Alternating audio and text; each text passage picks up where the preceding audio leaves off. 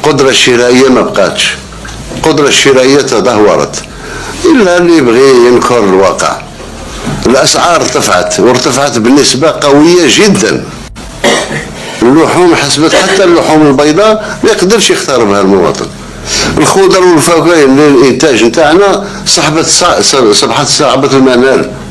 ما نهضرش على البقول الجافة، ما نهضرش على التغذية الأساسية نتاع المواطن البسيط. السلام عليكم ورحمة الله تعالى وبركاته. كنتمنى تكونوا في أحسن الأحوال إن شاء الله. إذا اليوم غادي نشوفوا تطورات الأحداث اللي هي كتعلق بالتقرير ديال أنطونيو غوتيريس اللي كيتعلق بجبهة البوليزاريو.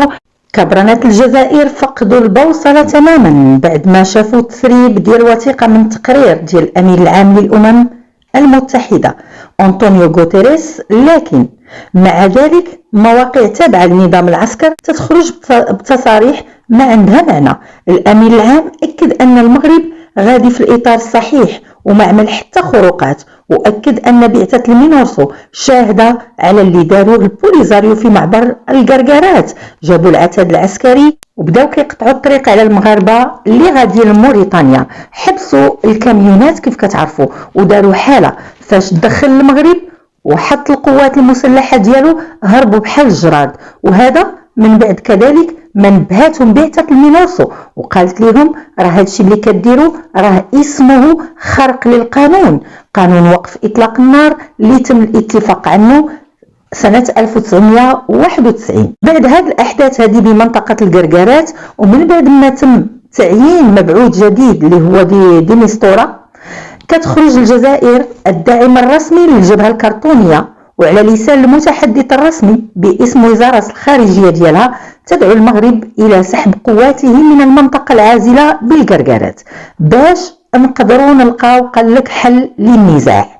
لكن فاش كانت العصابة الإرهابية ديال البوليزاريو كتقطع الطريق وكانت كتظن أنها دارت مزية، واش ما كانتش كتفكر أن الأمر راه خطير وغادي يجبد عليها الحل.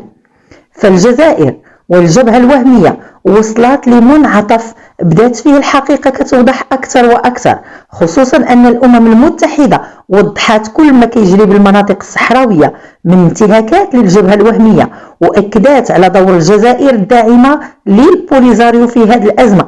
وزيادة على هذا خبراء بالأمم المتحدة كيسائلوا الجزائر على الممارسات اللي دارتها ديال التعذيب والعنف الجنسي وعن كل الأعمال العدائية في حق المتظاهرين ديال الحراك الشعبي، هذا الشعب اللي وصلت ليه الدقة للعظم وبغى تغيير ديال الحكومة إلى مدنية وما بقاش تايق في العسكر اللي كيعتبروا إرهابي بامتياز. فكبرنات الجزائر تفضحوا في قضية العنف الجنسي اللي مارسوه على طفل قاصر، ما غاديش تدوز ليهم بالسهل.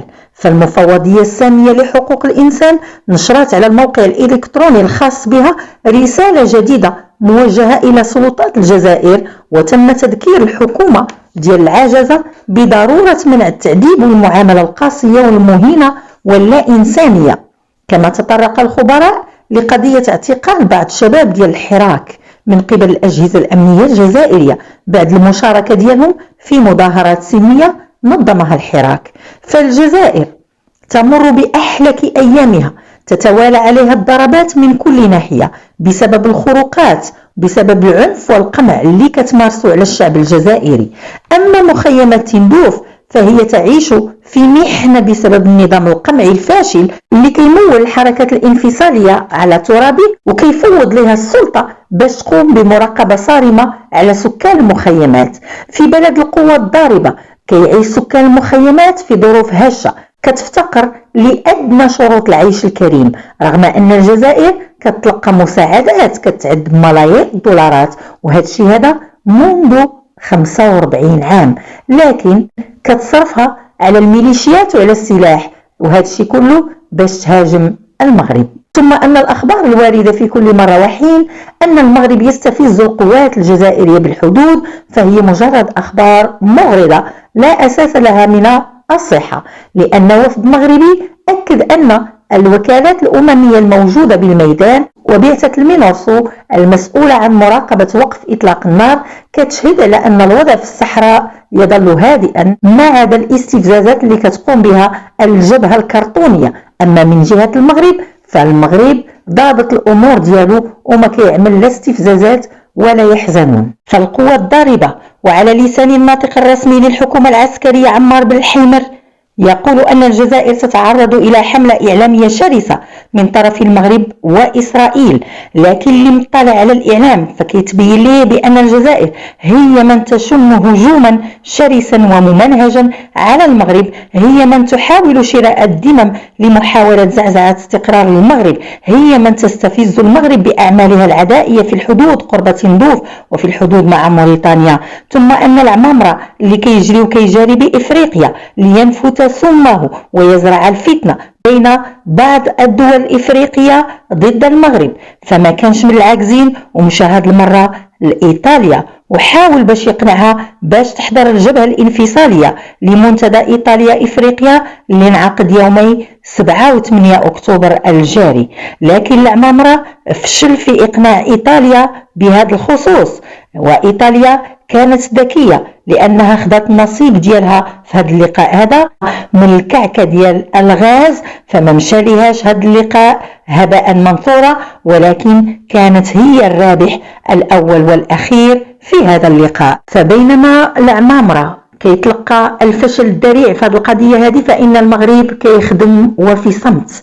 فقد كشف منتدى فارماروك المهتم بأخبار الجيش المغربي أن الكونغرس الأمريكي صادق قبل أيام على تعديل صفقات بيع مروحية الأباتشي المقاتلة للمملكة مع إضافة جهاز الاتصالات بالراديو سكاي فاير بعدد 52 جهاز بقيمة 9 ملايين دولار. قد لفت المنتدى الانتباه إلى أن حصول المغرب على جهاز الراديو سكاي فاير غادي يمكن من تعزيز التشغيل بين القوات المسلحة الملكية والقوات الأمريكية والحلفاء ديالهم الاستراتيجيين. فهنايا المغرب كيزيد كيعزز العلاقات ديالو العسكرية مع الحلفاء والحلفاء ديال أمريكا، شيء اللي ماشي سهل، واللي طبعا الحكومة الجزائرية كتعمل لي 1000 حساب وحساب، رغم أنها كتخرج في المواقع وكتكلم إلى غير ذلك، فهم لهم المواقع كما نقول ونحن لنا الواقع. ثم أخيرا بالنسبة للقوة الضاربة في أفريقيا، كتلقى مساعدات من قطر لمواجهة تداعيات النقص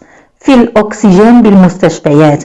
بصراحة الجزائر لا تعاني من نقص فقط في الأكسجين، لكن عندها نقص كذلك في الحليب، في الزيت، في الدقيق، في الماء، في الغاز، كل شيء وصافي. وأخيرا وقبل ما ننهي هذا الفيديو هذا، فكنتقدم بالشكر الجزيل لقواتنا المسلحة الملكية المرابطة بالحدود والتي تتصرف بحكمة ورزانة ومسؤولية، والشكر كذلك موصول لكل من يدعم بلدنا الحبيب المغرب ويدافع عنه ولو بكلمة.